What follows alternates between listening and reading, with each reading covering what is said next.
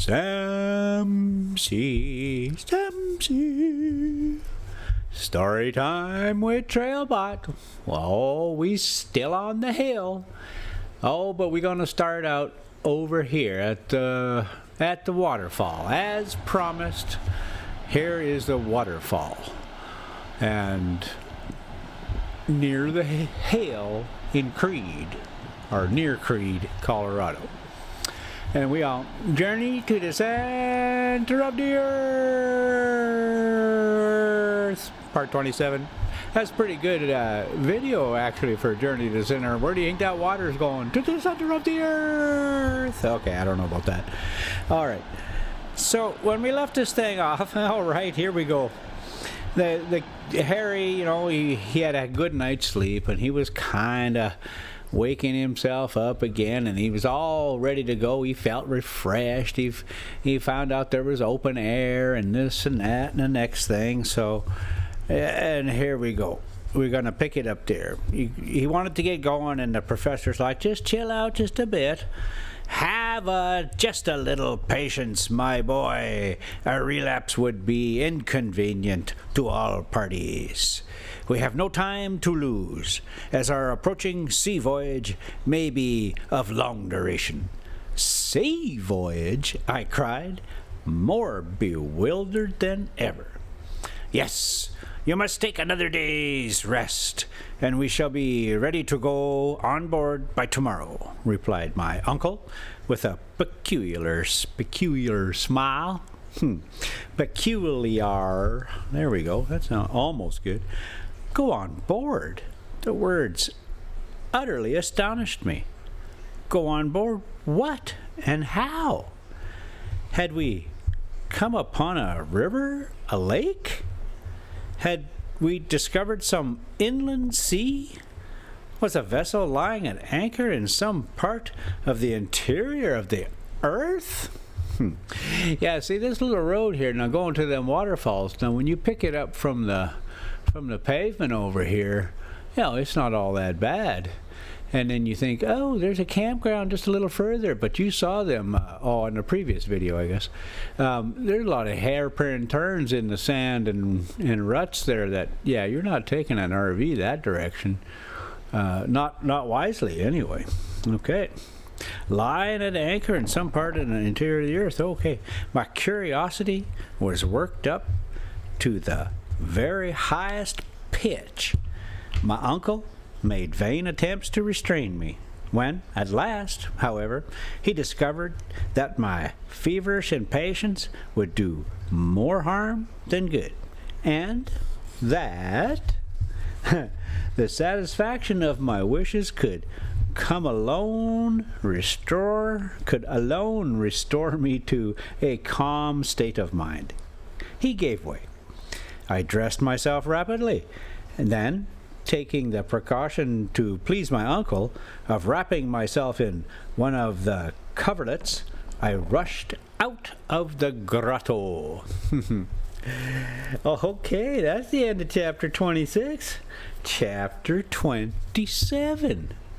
The Central Sea. Whew. Oh yeah, we just come across the road, and there's a lot of good boondocking spots. Okay, yeah, let me do a thing about this boondocking bit. Things have gotten busier, and RVs have gotten bigger, and there's only so many spots for big RVs. So you used to be able to get away from everybody, but now you end up probably as close as you are in a campground. I mean, often you got nothing to say. You're out there in the forest, and if somebody comes and parks beside you, you could either move or, you know, bake them an apple pie or something. But either way, telling them that this is your spot ain't gonna work. So, but if you're as close as you are in a campground, okay, campgrounds usually got some pretty developed ground, so you don't have to really worry too much about sinking. Also, there are some rules. Like when you go out there boondocking and you're out there with your little fluffy foo-foo dog and you thinking, oh, okay, no big deal. And the guy rolls up beside you. Well, okay, so he stays a quarter mile away, except he's got 3 big dogs and he don't keep them on a leash. Doesn't, because you don't have to in the forest, right? Yeah, so you got to deal with that. They could be snooping around. They might be friendly as all get out, but little fluffy foo-foo might not enjoy it too much. All right. Oh, yeah, we're going to go up the road here just a little bit. And there's a really nice little campground here right off the pavement. And we didn't see it that first time that we came through there. I think they might call this the Silver Thread Route or something like that. I don't know. You'll have to look it up. That's out of my domain. I don't do a whole lot of that information, that accurate information anyway. I give you a lot of information, but yeah, there's only so much of it that's usable. Okay, chapter 27, the Central Sea. At first, I saw absolutely nothing. My eyes, wholly unused to the effulgence of light, could not bear the sudden brightness, and I was compelled to close them. When I was able to reopen them, I stood still, far more stupefied than astonished. Not all the wildest effects of my imagination could have conjured up such a scene. The sea! The sea! I cried. Yes, replied my uncle, in a tone of pardonable pride. The Central Sea! No future navigator will deny the fact of my having discovered it, and hence of acquiring a right of giving it a name. It was quite true. A vast, limitless expanse of water, the end of a lake, if not an ocean, spread before us, until it was lost in the distance. The shore, which was very much indented, consisted of a beautiful, soft, golden sand, mixed with small shells, the long deserted home of some of the creatures of a past age. The waves broke incessantly, and with a peculiarly, that's a tough word for me. Okay, that one's bad too. So we just, murmur. A peculiar, oh boy, I had to try it, didn't I? Now I'm going to have to try it again. A peculiar, no, we're just going to have to let it go. Murmur, to be found in underground localities. A slight frothy flake arose as the wind blew along the pellucid water. Man, I'm going to get me a thesaurus or something. And this guy's, what are you, from the 1800s or something? What's up with these words? And many a dash of spray was blown into my face. The mighty superstructure of rock, which rose above to an inconceivable height, left only a narrow opening. But there we stood. There was a large margin of strand. On all sides were capes and promontories and enormous cliffs, particularly worn by the eternal breaking of the waves through countless ages. And as I gazed from side to side, the mighty rocks faded away like a fleecy film of cloud. It was, in reality, an ocean, with all the usual characteristics of an inland sea, only horribly wild, so rigid, cold, and savage.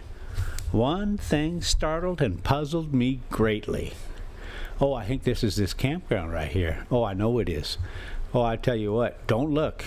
I want to keep this one.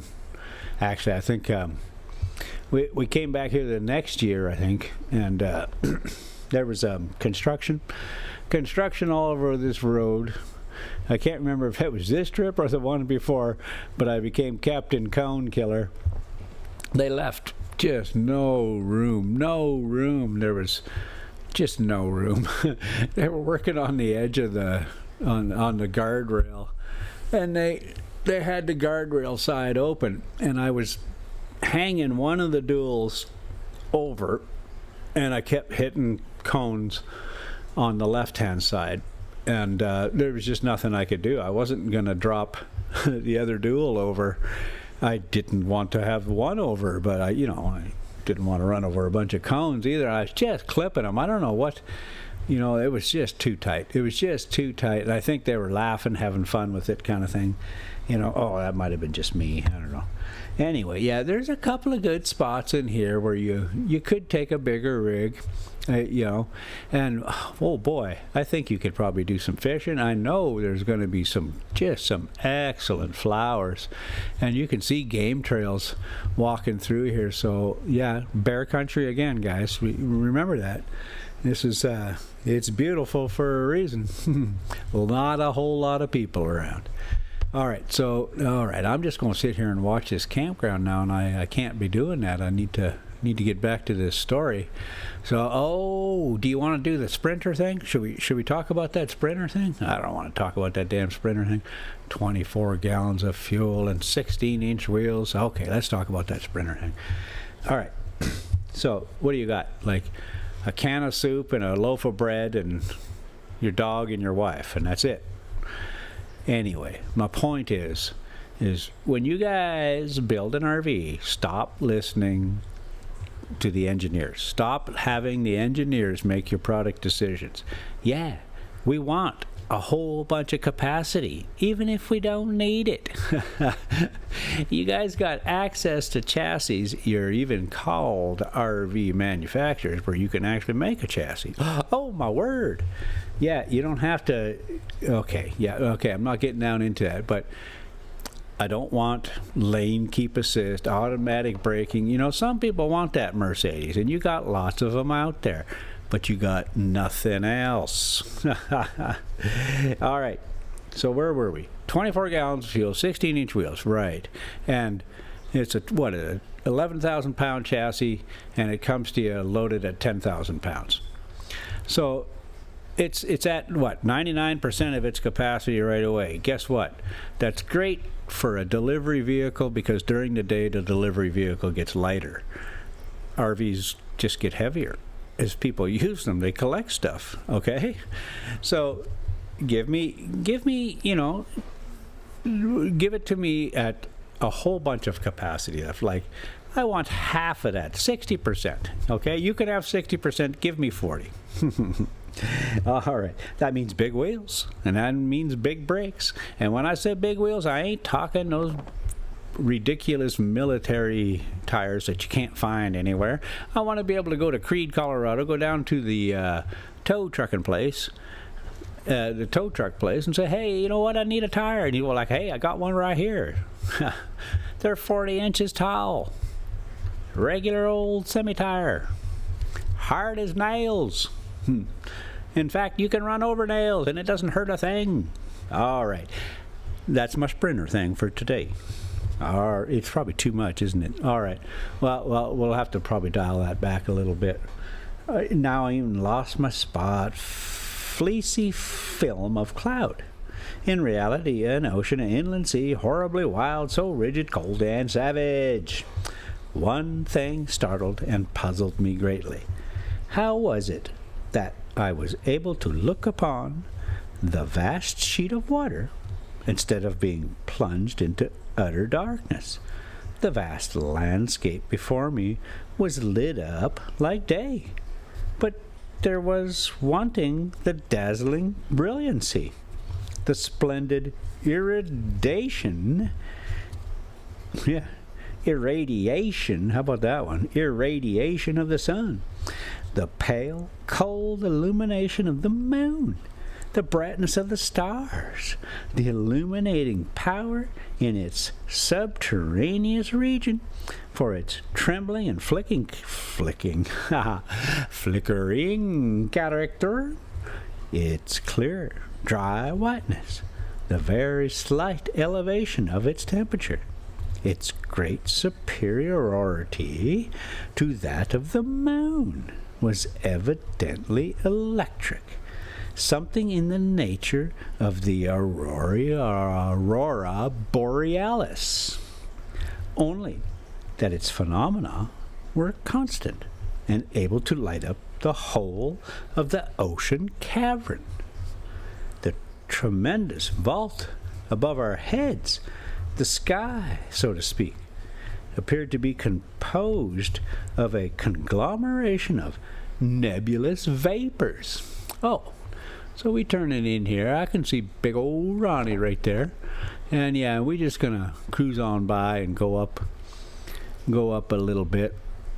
Oh, see, now my Sprinter rant was not misplaced, because everybody like, oh well, yeah, you could just go on down this road with one of them little Sprinters, one of them little Krusty the Clown Barbie vehicles. No, you couldn't, because you would drag the tail on a couple of little spots here because it's got tiny little 16-inch wheels. Anyway, yeah, if we had something a little bit bigger, a little bit taller, we could reconfigure the way we do storage on those things, and you guys could understand that the pass-through storage underneath the rails there isn't quite as important as you would make it out to be. Anyway, yeah, it's beautiful in here, and you can see all these little bowls. There's like several little soup bowl type areas that, they'll fill up with water when it rains, and then they become just incredible for dragonflies and hummingbirds and flowers, and you could spend a lot of time. Now we get down this road just a little bit here. There's a couple you could see where people have been camping here over the years, and they build, the kids get bored and they build little things.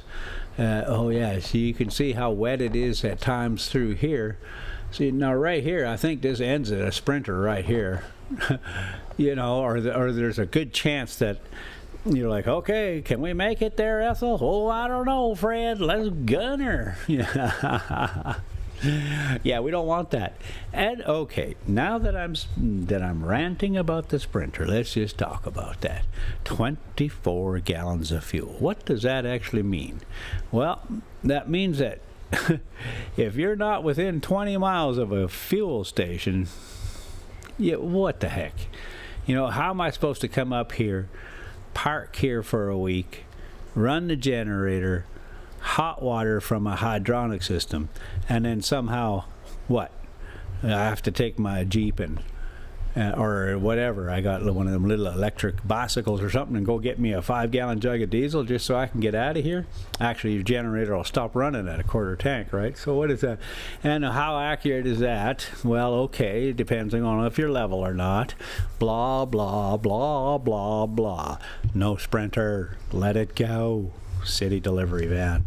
Now, they're pretty good for their purpose, but they just been proliferated throughout the industry for some reason, and they're just difficult to deal with. I mean, the thing runs out of washer fluid, and you got to make an appointment at a Sprinter shop. That's not quite true, but somebody will step in here and say, oh, I've had one of these for ever, blah blah blah. Yeah, 20 gallons of fuel. Keep it going there, buddy.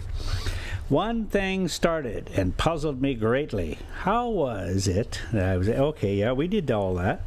The tremendous vault above our heads, the sky, so to speak, appeared to be composed of a conglomeration of nebulous vapors in constant motion.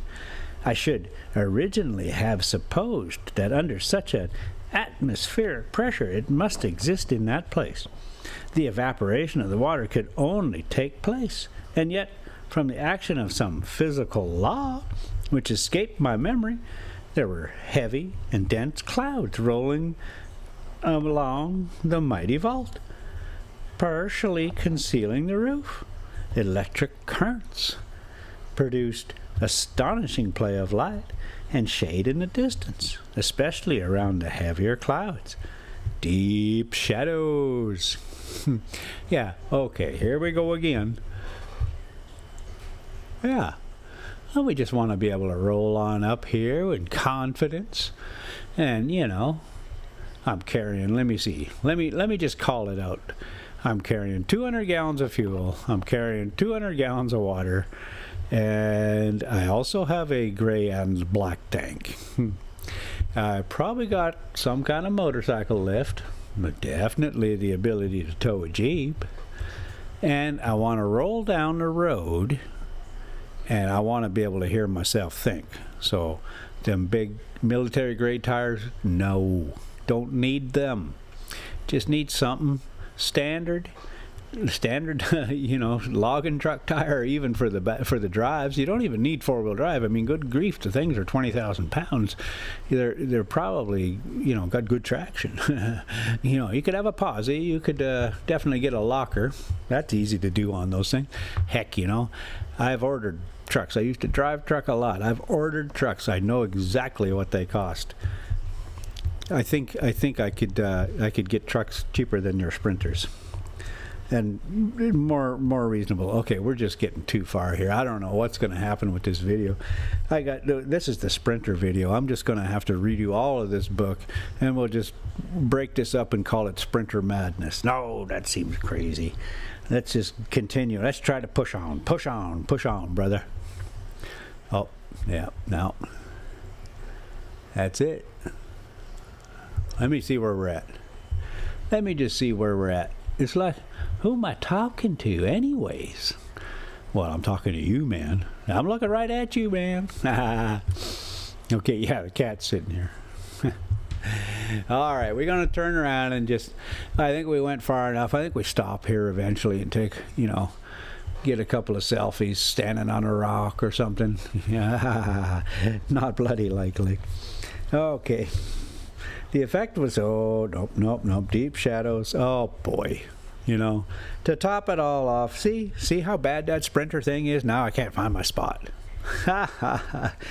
Deep shadows were cast, and then suddenly, physical law that's escaped me, concealing the roof, electric currents produced astonishing play of light and shade in the distance, especially around the heavier clouds. Deep shadows were cast beneath and then suddenly between two clouds. There would come a ray of unusual beauty and remarkable intensity, and yet it was not like the sun, for it gave no heat. The effect was sad and excruciatingly melancholy. Instead of a noble firmament of blue studded with stars, there was above me a heavy roof of granite, which seemed to crush me. Gazing around, I began to think of the theory of the English captain, who compared the earth to a vast hollow sphere, in the interior of which the air is retained in a luminous state by means of atmospheric pressure, while two stars, Pluto and Proserpine, circulated there in their mysterious orbits. After all, suppose the old fellow was right? In truth, we were imprisoned, bound, as it were, in a vast excavation. Its width was impossible to make out. The shore on either hand, widening rapidly until lost to sight, while its length was equally uncertain. A haze on the distant horizon bounded our view, as it is height. Oh boy. Okay, we're going to call it right there. we're going to call it right there. I might even rant a little bit more about some more Sprinter stuff. Should I? No, I can get away without doing that. That's enough of that. No.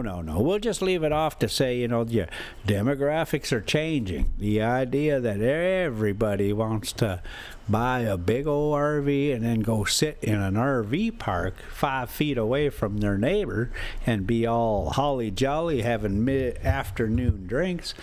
Them days is gone, brother. Hey, RV manufacturers, wake up. Even old people go mountain biking these days. And everybody wants a little privacy. Everybody wants to remember the days back when you could do this and you could do that and pretend like they's the only one out there, even though they know that the guy just on the other side of the hill's got a big old drone.